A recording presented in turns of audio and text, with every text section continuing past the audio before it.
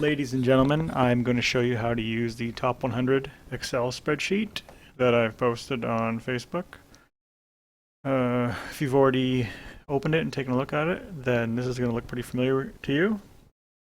If you haven't yet looked at it, you might want to do that. It is a good tool for researching players based on past performance. Not going to be that good of a tool for you for projected performance. You might want to use other research tools like ESPN or maybe some of their sports websites to get an idea of what the projected numbers might be. But if you want to factor in last year's numbers, then this spreadsheet will help you. So what I've got here in this spreadsheet is the top 100 players for each position. So on the left here, we've got top 100 centers. It goes way down the list. Right beside that, we've got top 100 left wingers. Have top 100 right wingers. Top 100 defense. And then we have the top 60 goalies. Only 60 because the crop of goalies is not that deep. And we can only pick, we have to pick a minimum of 2 goalies in our teams and only a maximum of 3. So going down as far as 60 goalies here. Now the players have been organized, their ranks have been organized according to their average points per game fantasy point value. So Joe Pavelski ranks first overall because he's got 4.5 points per game. Sidney Crosby second, 4.4, and you go down the list, you can see how the ranks correspond to the values. Every skater is ranked by their average, is ranked on their average score. Every left wing, right wing, center, and defense is ranked on their average score. But the goalies are ranked by their total score. You can see here, total. Because the goalie average numbers won't reflect goalie potential as well as the total number, because goalies typically don't play every game of the season. They might play 2/3 of a season or 3/4 of a season. So just keep that in mind when you're looking at your goalie stats. Now you can see these green numbers that are above the all the categories here. The green numbers are what the point value weights are worth in our league. So just like you'd see in the scoring video, or if you check out the scoring settings on our league page, you can see goals worth 2.5 points, assists are worth 2, plus minus 1, power play points, and so on. It's all there for you to see. Now these blue underlined things here, these are your categories, scoring categories, correspond exactly with the scoring video I showed you, or the check the settings on our ESPN page, you'll see the categories here. Once again, goals, assists, power plays points, face-offs won, lost, etc. Now I've added an extra column in this Excel spreadsheet for you to see. It's the face-off differentials column. That way you don't have to do the math for face-offs won and lost. When you are calculating your potential points here off of face-offs, just use this number. So if I've got 144 face-offs, Joe Pavelski's won 144 more face-offs than he's lost, multiply that number by 0.2 and you can get the projected total value. And a guy like Sagan, who lost 115 more face-offs than he won, you would just multiply this number minus 115 by 0.2 and you'd get that number. How many points you can expect him to lose for face-offs. Now the reason this list has been organized by averages is because it's a little bit more accurate representation of what you can expect a player's points to be on a given week. Since we don't run our pool by the total points over the whole season, we run them week to week because we have head-to-head matchups. You're going to want to take into consideration their average value per game. Now, a player is going to play 2, 3, maybe 4 games a week. You can think, guy like Krejci last year, he earned 3.4 games per, or 3.4 points per game. If he's playing, 3 games a week, he's going to be making like around 12 points a week. So you just want to factor that in. What you want to really use this list for is trying to make up a list of what players you might draft according to your position. So, this is considering all the players here, because you can see that the top scorers are going to be worth, Pavelski's worth 4.5 points on average per game. You got your wingers, 3.8 points on average per game. The top guys, 3.4 for your other wingers. Your defense, 3.6. You can see how centers in the top end are worth a little bit more. But if you scroll down to the bottom here of each list, you can also see the averages of the entire position. So a center averages 74 games played. This is the number you want to probably pay attention to the most. Centers average 2.3 points per game. So you can kind of look at this list and see who is above average, who's below average, and you can compare all their numbers. If the average faceoff differentials is only 20, and each faceoff is worth 0.2, this might not be worth that many points compared to, say, something like goals. The average different, or where you have average 17 goals and they're each worth 2.5 points. Think of the math when you're making your list of potential players to draft, and you can see averages of every player position at the bottom of the list. You can relate these numbers to the guys you're researching up above. You're going to see that defense on average 2.3 points per game are very close to centers. Well, they're the exact same as centers, 2.3 points per game. You can see that defense are actually worth a lot of points in our league,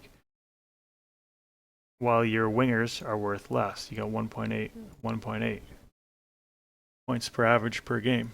So you're going to want to think about that depending on your draft order, depending on who you want to draft.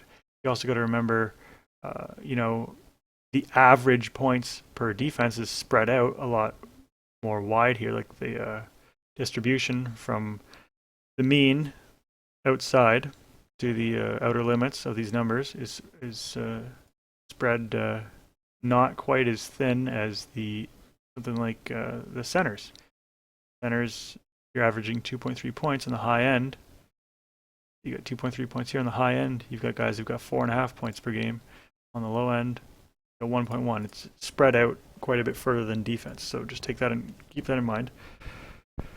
I'm going to show you how to organize the lists here on Excel.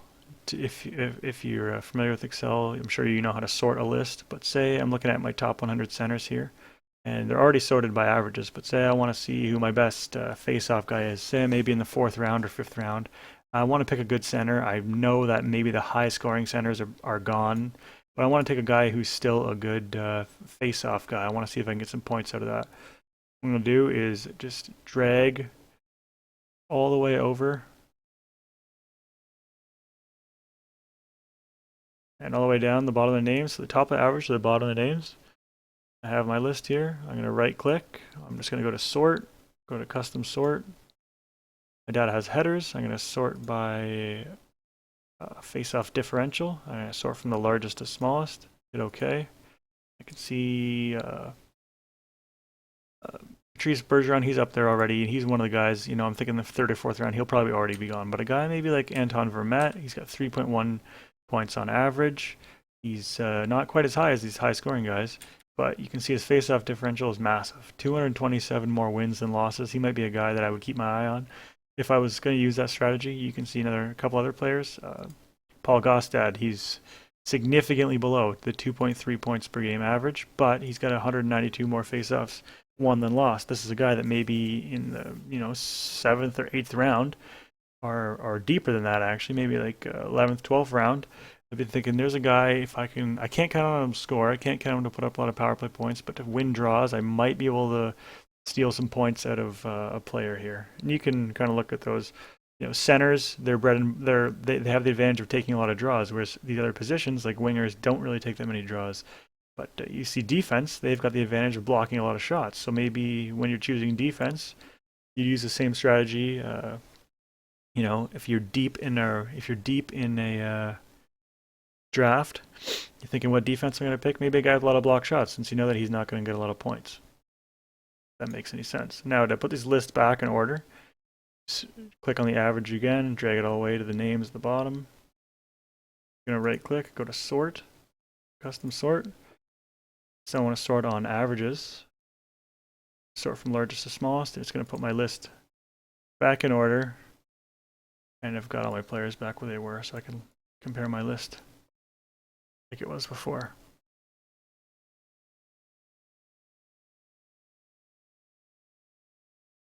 Wonderful. I can do that through all the wingers. I can do that through all the D, all those kinds of things. So these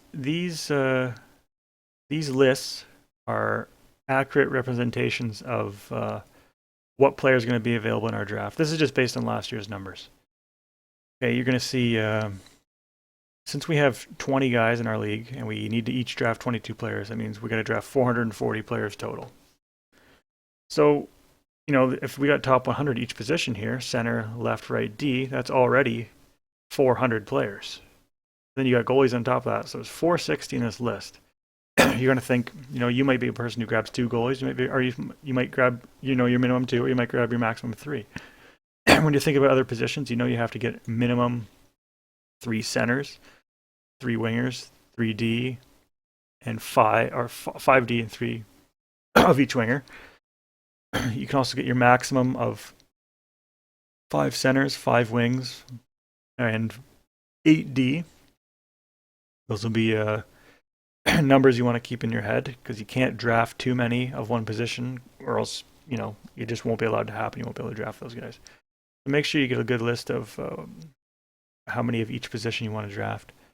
And when you're thinking of making up your draft list, if you saw my ranking video, it's just the main ESPN how-to video, you'll know how to set your player rank list, and you'll know if you're a guy who's maybe drafting 5th or 6th overall, you might want to make a list of how many guys you would consider taking in the first round. Like, what you're going to take, you have maybe 5 choices in the first round that you could pick, or a second round, you're going to think, okay, maybe there's 10 guys on my list that I want.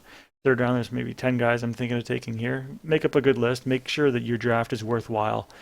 Don't let the computer do all the work for you. You want to give yourself a really good chance of winning this pool. I mean, it's going to be pretty even across the board for what kind of players we can we're gonna have access to, because we have so many players in this league. We have so many teams in this league. We're gonna have pretty good balance, but you could get an edge on somebody else if you do some decent research. So that's kind of how to navigate this spreadsheet. If you've got any questions about the spreadsheet, just leave a message or leave a comment below in the Facebook group, not in this video since the comments are off, but leave a comment in the Facebook group, and me or Tyler will run you through some stuff. And yeah, that's about it. And you have a swell time and have lots of hearth and things like that.